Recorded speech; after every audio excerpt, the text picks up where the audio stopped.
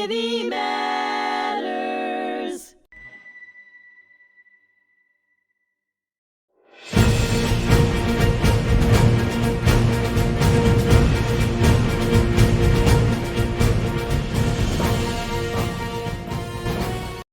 Welcome back here to HMTV. I'm your host, Richard Acritelli. To my left is Major Montgomery Granger. We're going to kind of start off where we left off with his experiences at Camp X-Ray at Guantanamo Bay in Cuba. Now, you look at your experiences and you're dealing with these prisoners, combatants, terrorists, and from where you live, even though you're a California boy and you spent time in Alabama, you don't live too far away from New York City. No, we took it personal, Richie. You took it very personal. I mean, there's points on the Long Island expressways you're driving. I remember from 9/11 that you could see the smoke from the cities. So from New York itself. The JAG officer in my unit lived in Brooklyn. He took pictures from his apartment.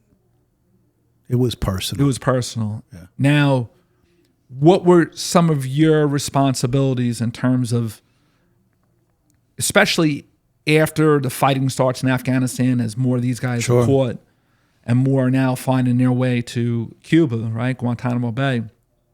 What were your responsibilities? My MOS is 70 Bravo. As an officer, I was a captain at the time, is Health Services Administration. But in a field unit, it's to advise the commander on medical, preventive medical, and environmental services. Okay. So I hooked up with my counterparts at the permanent Naval Station Hospital and coordinated services for the camp. And that was in Cuba, right? Right, in Cuba, Guantanamo Bay. Now, what was the coordination like? I mean, was it... It was great. You guys worked very well together? My counterpart was also the same rank as me in 03 and had his finger on the pulse of all the services that could be provided. So what I did internally was I would read medical intel. So I had an NCO medic that would go to every single detainee with the translator every single day and write down everything that the detainees complained about. I would scrub that, put the highlights into a report from my boss, send it up the flagpole every day. We worked 14-hour days, 7 days a week. We hit a battle rhythm, and we just kept going. And everything was a serious matter. And you're down there in Guantanamo. It's a historic Marine, Naval, air base. Mm-hmm. You know, probably almost every armed forces has been there. You see people from all over the country. Yep. But like you said, we're from New York. We're from the city. You're not from upstate where you're kind of removed from the city. You're 50, 60 miles away from the city itself. Yep. Your fellow officers from Brooklyn. Did those other military personnel that were there, that were stationed there, maybe full-time, that were from other areas of the country, look at you guys a little bit differently? I think once they got to know us, they respected us because, again, a reservist has an outside job. Yeah. I had been a combat medic, an educator, so I understood, how things were supposed to go. I understood how to manage other folks and work well with my peers. So it was a very rewarding experience because of the mutual respect that we had for each other and the serious nature of the job. Now, you don't have a strong Long Island accent. I do. My accent, especially in the military, never really kind of helped me out, right? Yeah. But you have a military unit that's a local unit. Yeah. And you have native Long Islanders, New York City, some Jersey, right? Yeah, definitely. Now, they could tell exactly where you guys were from. Yeah. Was there a sense of, it's tough to say, did they feel bad for guys in the unit because 9/11 here was the longest day in American history because it just kept on going and going? There was sensitivity to it. In the press down there, I wanted to talk to people from New York and New Jersey for that reason. And the command let us talk to them. It was just, stay in your lane. Sure. Don't talk about politics or anything like that. Just keep it focused on what your job is. And, they like to ask you, where were you on 9/11? What happened? So there's a lot of sensitivity there. And I remember Peter King, one of his aides, Jason Dykeman, was in my unit. Wow. Specialist E4. And King was representative. In Intel. So. And King came down. A lot of high-ranking officials would visit. Don Rumsfeld came down and told us basically you treat him within the spirit of Geneva Convention. And that really was all we needed to hear, because that's the only way we trained. And he was the top. He's the top guy. Defense, so right? He figured that out. So, we had some interesting characters there. One guy we nicknamed Wild Bill because he had bizarre behavior. He would take bites out of his flip-flops, hang things from his genitals. He would splash the guards with bodily fluids, etc. After some time, we figured out that he was a schizophrenic off his meds and a heroin addict, cold turkey. Wow. So that explained the behavior. Do you know where he was from? Or he was from Kandahar. Afghanistan. So he was deemed no longer of intelligence value and no longer a threat. He was actually the first detainee repatriated. And I talk about this in a YouTube film, a 10-minute documentary film based on my book. It's called Heroes of Gitmo. You can find it on YouTube. And basically, he was the first one to go home. And it wasn't widely publicized. And in fact, what happened was my boss had gone to a secret squirrel party after we put him on his Freedom Bird. And just before we put him on a Freedom Bird, we had to wait for the plane to come in. We spoke to him for a couple hours through his interpreter and found out basically he was a user in the streets of Kandahar, and the Taliban said, hey, take the AK-47, we'll feed you habit. Yeah. He got picked up by the Northern Alliance and ended up in Gitmo. But my boss went to this party, came back from the party, he said, hey, Monty, remember that guy we put on the bird? I said, yeah. He said, well, the secret squirrels told me as soon as he got in Kandahar, they put a bullet in his head. I said, put a bullet in his head? We took care of that guy. Yeah. I mean, look at the irony. It's not that we had friends with him, because you're not supposed to fraternize with the enemy. But we cared about each person under our care. And we said, oh, man. But 2 weeks later on NBC.com, there was a story about him. And he was alive and well and sitting in a hospital bed on Kandahar. So the secret squirrels had lied to my boss, the camp commandant. So which one was it? He was never killed. He was alive and well. He went to the hospital, and in the NBC.com story, he talked about how well he was treated at Gitmo. And I think that's the last positive story about Gitmo that the mainstream media ever done. In fact, Bob Franken, who was a CNN representative there, tried to get classified information from us, especially when we were transferring detainees from Camp X-Ray to Camp Delta. He tried to get my boss drunk, and my boss just kept shaking his head. We can't tell you we're going to move him, Bob. We can't give you this. And finally, Franken said, well, if you don't tell me, I'm going to make it up. And sure enough, almost every other day when we go to the Navy mess hall, on the crawl on CNN, riot in Camp X-Ray last night. And I look at my boss, they say, was there a riot last night? I said, no riots. Nothing. It was crazy, the stuff that they would make up. Now, when you were there, how many prisoners were you caring for at the height from when you were there? When I was there, just under 300 by the time we transferred over when I left in June. Okay.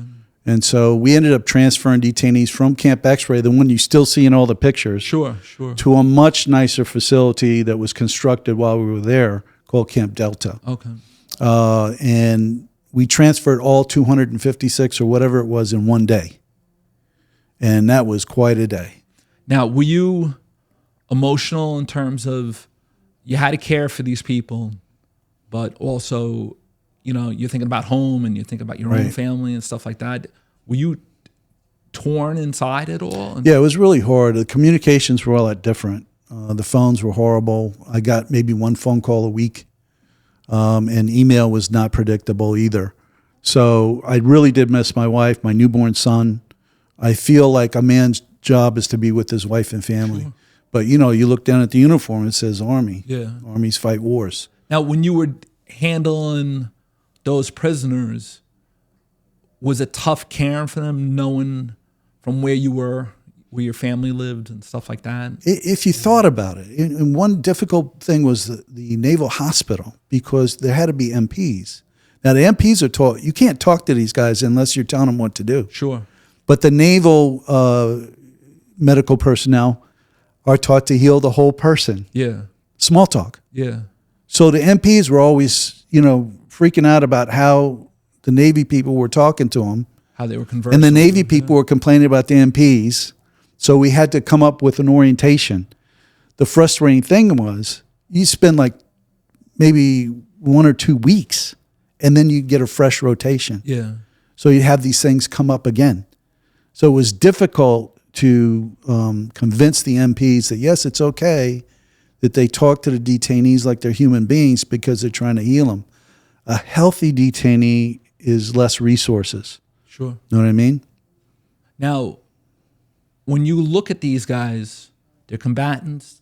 Was there ever a time where they tried to break out or they tried to do anything that was like a huge security threat? The biggest threat was when you're getting them out of their cell, because some of them are killers. Sure. And they would sucker punch guards. They would do the splashing, like I told you before, bodily fluids. And if they did that, then the worst we could do to them was hog time for 2 hours. Yeah. And then you have to release them. And they knew that. Yeah. So some of them enjoyed this. And that was tough on the guards. Sure. It's unpredictable. You just don't. But in general, they were cooperative. But, sometimes they look at you like they just as soon kill you. Yeah. Now, you're down there. How long were you down there? 6 months. And then you go home, or? I go home for 6 months, and General says, keep your bags packed. My unit got mobilized again. When you were home, yeah, was it tough to kind of get back into the home spirit again after everything that you dealt with? Well, you get a honeymoon. Yeah. You come home, things are great, things are perfect. But there's conflict, too, because your wife had to be you. Yeah. My wife is my hero, Richie. Sure, sure. We're still married. Yeah, yeah. We got 5 kids now. God bless her, But she was the mom and dad. Yeah, sure. To 3 boys. Yeah. And it happened again. I got mobilized for 6 months, but the Turkish parliament voted not to let troops through into northern Iraq from Turkey. So we sat at Fort Dix for 6 months. A little less than a year later, was that a little bit easier, a little closer to home? You're able to kind of come back. Yes and no, because at one point they said, "Okay, go home, say goodbye to your family. We're leaving on Monday." So we're literally living out of carry-on luggage. Now, why Dix? Why down there? That was the mobilization site for the reserves. Did you guys have any detainees down there that you were working with, or no? No. Because they have two jails at Fort Dix. They have a state and a federal jail down there. So never worked with them. And it's a huge area too, so they could have easily built something there as well. Right. But it got terrible because we never left. So each weekend they would say, "Go home, say goodbye to your family." At one point, my wife said, "Don't come home," because it was too stressful. Yeah. You're saying goodbye to 3 young kids, and and then finally we got to come home. The June of 2003, and then in the spring of 2004, I got transferred to a unit that was doing 14 months in Iraq. Wow. So basically, I did the same thing in Iraq that I did at Gitmo. I traveled around a little bit. Where in Iraq were you? I was at Camp Victory, which is Baghdad, Iraq, for some time. That's where the Tactical Operations Center was. You got the green zone there, right? I was at Abu Ghraib prison. After the scandal there. After the scandal, okay. So when I got there, I don't know, can you curse on the show? I don't know. Probably not. It was a blank hole. Yeah. It was bad. Yeah. It was really bad. And this was after the scandal. They had moved all the detainees out of the hard site at Abu Ghraib into tents. Did the government try to put more money in there to clean it up? I didn't see it. You didn't see it? And in fact, the 53-person RNU unit or engineers I went to was an Air Force unit. They wanted to do nothing with the detention facility. Did you have superiors come down and talk to you and say, we can't have another scandal like this again? No. You never had any generals? Or? The brigade commander basically told us, play by the rules, blah, blah, blah. But inside the wire with the battalion that was in there, these guys were not treated perfectly. Let me put it that way. They had one shower for 300 guys. And the shower, Richie, was an outdoor slab of concrete with a 3-foot spigot. Yeah. How long were they? A couple minutes, and that was it? That's in it. And out, in and out. And the latrines were Western-style latrines. Which is in the Middle East, they squat. Yeah, so they would get up on a porta potty, Western style porta potty, sit and squat, and got it everywhere. Okay. They wouldn't use the hand washing stations outside. So you can imagine the kind of things that we had going on health wise.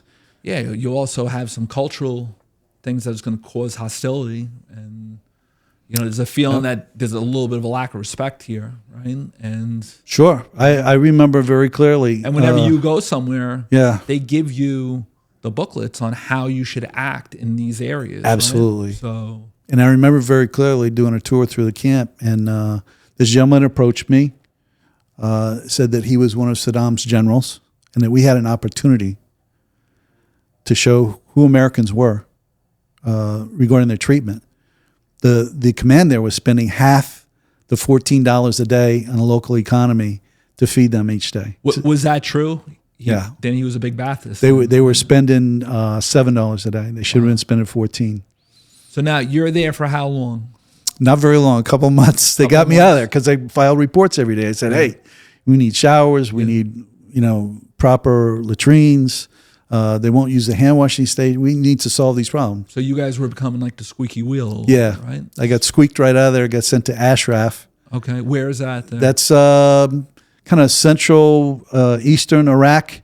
We held the Mek. So the Mek are the Mujahideen al-Kaq. So then that would be on the Iranian side, then, right? Well, on the Iraq side, but these were Iranian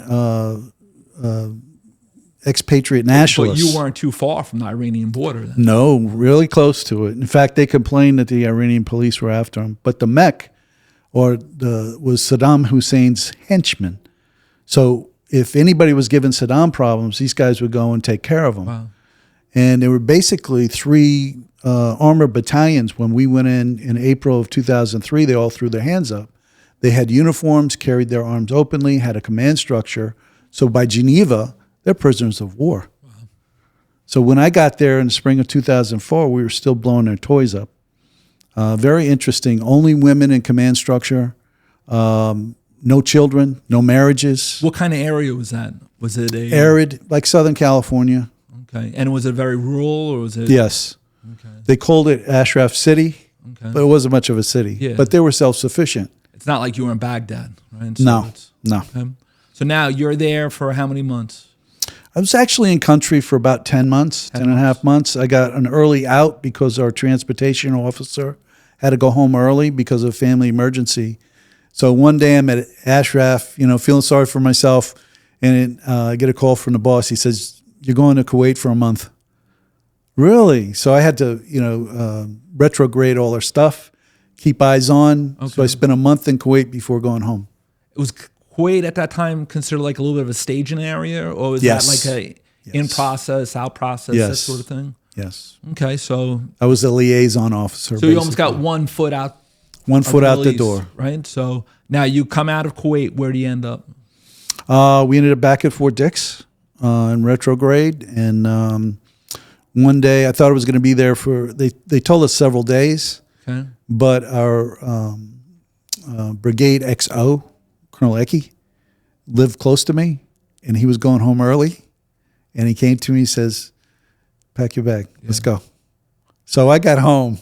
I didn't have keys to the house. Nobody was home, Richie. But they had written "Welcome Home" in chalk on the driveway. Sure. So I was sitting on my front porch, just soaking it all in. On Janet Street, right? On Janet Street before the family came home. Now, what kind of feeling was that? You're looking around, you're in Port Jeff Station, it's a blue collar, middle class area. Heck, your house was built on farmlands, right? Yes. Cappy's farm. That's right. What was that feeling like, that you were able to see kids riding their bikes and people going about their business, cutting their lawn? Just frosting on the cake, it was all good. You get a honeymoon, like I said before. Sure. But now my wife, 2.5 years out of 5, parented by herself. Yeah. With zero input from me, really. I really had, the communications were not, so you could FaceTime every day. Sure. That wasn't a thing. So Yeah, that's today. Then the technology wasn't right. quite there, right? To this day, there are things that I know I used to do that she does, and she, if you have to do it all yourself, it's done the way you want it. So our roles changed a little bit, but it was just great to be She was honest. really the backbone that just kept, Yeah. kept everything together. But I noticed, And then how many, you're now up to 4 kids, and now you're heading towards what number? Yeah, the fourth one came 9 months after I got home. Okay. And then the fifth one, the girl, there are 4 boys and a girl, came in 2008 when I retired. So when she was born, a couple months later, I retired in December of 2008. And that pregnancy is a lot different because you're around, you're not in the Middle East, you're not in Cuba, you're not sitting in a base waiting, right? Yeah. And you're able to take in It's a all lot good. more, right? It's It's all all good. good, right? It's all good. So now, with you today, you have a couple of things with you. Can you show, what is that sure. hat there? Yeah, this hat I got at Gitmo. It's got a pin on it, Enduring Freedom, U.S. Army vet, in the middle of it, but it's a Navy-style hat Okay. to honor the Navy personnel that I got to meet and worked with at Gitmo. So you got to, the armed forces is a funny thing because even though we're all American and in the military. Oh, yeah. It's a different language. You have that competition between the branches. So you must have a soft spot for the Navy a little bit. Sure. Right? My dad was in the Navy Sure. in the 1950s. So definitely. And this is the book I wrote in 2010, second edition in 2012. Saving Grace at Guantanamo Bay. And Saving Grace is basically that we did a faithful, honorable job, even despite all the challenges. And I think everybody in America should be proud of those that served down there. And that's the biggest theme. Is that Absolutely. we did what we could. We did a great job. Right. And I'm not talking about the secret squirrels or interrogations or any of that stuff. The alphabet soup, secret squirrel, shadow warrior, spooks. Yeah. And I have nothing against them, but it's a different job. Yeah. And you guys laid down the groundwork for many years later, even today, on how to handle this type of situation where when you did it, it was all relatively new. There was never anything like that before. And you guys laid down that groundwork, which is extremely important. Thank you. Now, what about this here? What about the picture? Yeah, it's just kind of has a biography and then a QR code, and that's to my book website where the video is. But the video Heroes of Gitmo is on YouTube. It's only 10 minutes long. It's really captures the essence of the experience. Now, you were on Channel 5. You were on Fox, right? A couple times a year for about 8 or 9 or 10 years when things of Gitmo came up. I worked with Pete Hegseth a couple times. Sure, yeah. Defense, right? Our Secretary of Defense now, Tucker Carlson, etc. So anytime there was something on Gitmo, they would have me come in. Now, since you were on the inside, did you feel as though that those correspondents, that media that you dealt with, were they very well versed in this, or did they have to have? It's always an angle. What I learned from Bob Franken and CNN down there was it's a business, and whoever gets the story first wins. It's a big deal. Yeah. So they would make things up. There would be just lies told, and we would see it on the crawl and at the bottom of the TV screen, and it was an eye opener, and it's led me to never believe one source. Sure. And try to get the information from the source. Now, as we end this segment, you were in from 1986, right? Am I correct? Yeah. 86? 22 years. 22 years. So you see the end of the Cold War. You see the interwar years in terms of the 90s. You see 9/11. Is there any one concern that you have as we're getting 25 years, almost 25 years beyond 9/11? Yeah, I have a lot of confidence in what's going on right now. I think right now in my life, dealing with the VA, with issues that are just now coming to the surface for me, Sure, is a challenge. The fact that there are at least 17 veterans per day committing suicide is a huge issue for me. And so I've been talking to our congressman, Nick LaLota, about this and about what can be done. And this is your generation of veterans. It is.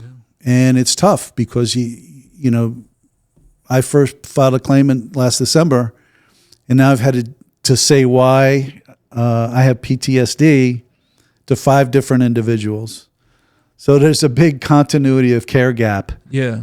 It's like they don't really get it. They make you jump through hoops. It's not a good situation. But there's things that I found that are really encouraging. Like there was a study a couple weeks ago that pointed out that a Therabot, in other words, an app on your phone, reduced depressive symptoms by 51%. It was a Dartmouth study, and it was done. One of the guys is a major medical doctor, Army side. So it's possible that if we can get that packaged and out to veterans, they have 24/7, 365. That's a lot different than years ago after World War II, where they said, go home, get a white picket fence, use the GI That's Bill, right. have That's a right. family, forget about this stuff. And it's, I can't imagine what your job was like because it's just so difficult. And then dealing with the combatants, where most military might come across them in passing, but you were with them Right. every day for long periods of time. And then on top of that, deployments, leaving your home, and then you're in the middle of having 5 children and then a career. So here at HMTV, we just want to thank you for coming in today. Thanks, Richie. It means a lot to me. We honor your military service, and especially your generation of armed forces that answered the call. Well, I appreciate it. During the dark days of 9/11.